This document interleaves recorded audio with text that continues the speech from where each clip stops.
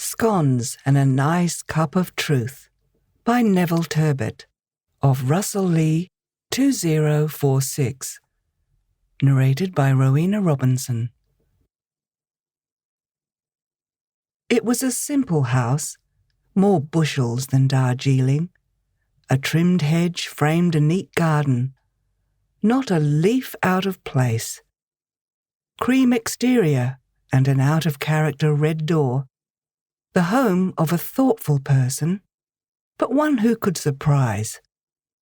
The house had provided shelter for Lola, her late husband, a brood of kids, and a couple of King Charles spaniels. Behind the lace curtains, Lola soaked in the smell of fresh scones. Lola was a woman of limited stature, short cropped hair, as neatly trimmed as her hedge, a woman of a certain age, and comfortable with it. Her granddaughter Mimi was coming to visit. Mimi would prefer a delicate French pastry, but Lola thought she should eat something more traditional, something she would remember when she was the same age as Lola. Grandma's scones. There was a pounding on the door. It was either Mimi or the police about to break in with a search warrant. Since she had not transgressed the law lately, she decided it was probably Mimi. "Hi, Grandma. Mum sent me over. I am in terrible trouble. Have a cup of tea, dear. I made some scones."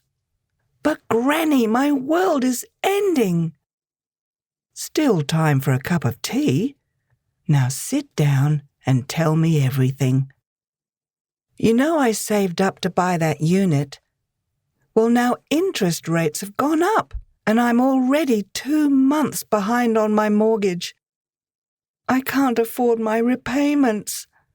Mum said you were an accountant, so you might be able to help. I owe $2,000 and need to pay $1,000 per month. I could afford $800 when I started, but rates have gone up. So you need to find money to pay off the missed payments and $200 extra each month." "Yes." "What is this tea?" "I only drink Tibetan oolong, Granny. You should drink oolong, not this cheap supermarket brand. How much do you spend on oolong each month, Mimi?" "Oh, I usually order it online. About $50 a month, I suppose." "Good. We have found the first $50. "Give up oolong?" "Dear, we have only started. When did you last buy clothes?" "I bought a nice pair of shoes last week. They were on special. $100, reduced from $250. "How many pairs of shoes do you have, dear?" "I don't know. Probably 20 or 30, I suppose. They are important." "Of course they are, but you have enough for a year. No more shoes for 12 months. Say you were buying one every 2 months. We have saved another $50 a month. Halfway there. Now the rest of your wardrobe. How much do you spend on clothes?"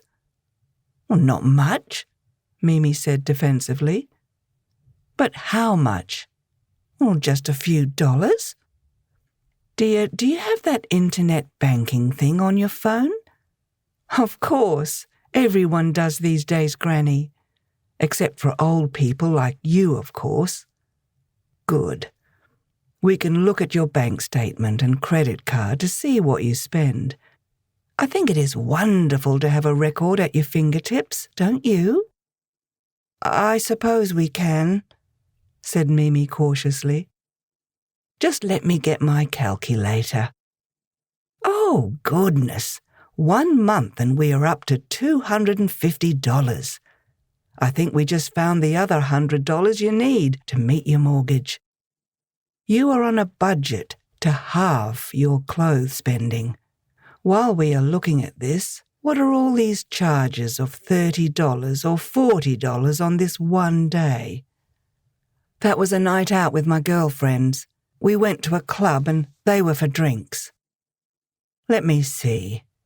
That adds up to $389.27. Girls just want to have fun, Granny. Of course they do, dear. They just need to have a little less fun for a lot less money. Why don't you go on a picnic and take a cask of wine? You end up equally drunk for 1/10 of the price. Here is another entry for $250 at a restaurant. What would you rather have, dear? A meal or a home? Tears were forming as Mimi realized what she was being asked to give up. Lola's smile barely changed. You don't know how hard it'll be to give up these things, Granny. I don't think I can do it. And there is still the $2,000 I owe the bank. Here is the deal, Mimi. I will pay off the 2 months owing, but you must come to visit me every week and we go through your expenditure. We look for any savings. Get into trouble again, and you are on your own. For how long? Until I say so. Until I am convinced you can manage it on your own. This is a one-time deal. You agree now, or it is withdrawn permanently. But you are supposed to be kind and caring. You want me to sacrifice my life, to give up clothes and going out, to watch every penny I spend?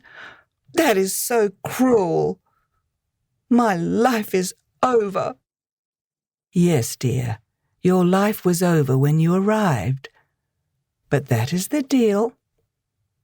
Okay, I have no choice, but I didn't expect that from you, Granny. Another scone, dear. After Mimi left, Lola reached for the phone and called her daughter.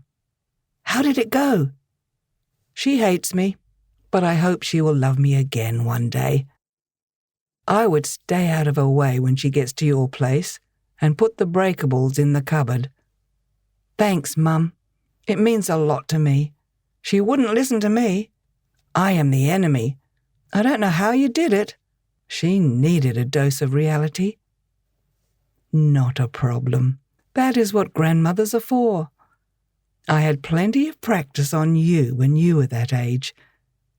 Why don't you pop around tomorrow? I have a batch of scones, and they've barely been touched. The end.